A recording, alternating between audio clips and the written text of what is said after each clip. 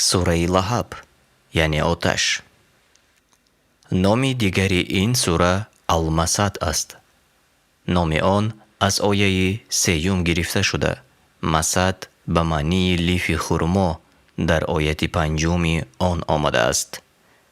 در مکه نازل شده و 5 آیت دارد. بسم الله الرحمن الرحیم. به نام خدای بخشاینده مهربان. تبت یدا ابی لهب و تب. دستهای ابو لهب کنایه از خودی است. هلاک باد و هلاک باد ابو لهب. ما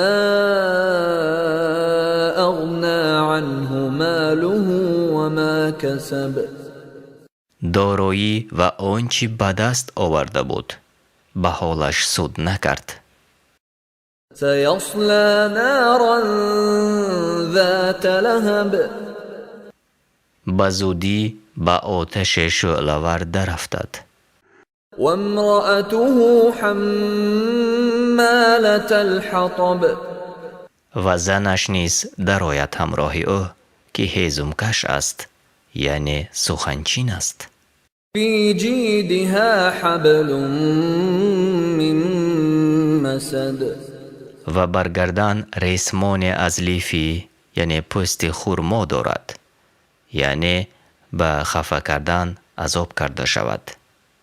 ابو لهب کنیه عبدالعزا امکی پیامبر صلی الله علیه و سلم است و زن او در آزردن رسول خدا صلی الله علیه و سلم سخت می‌کوشید.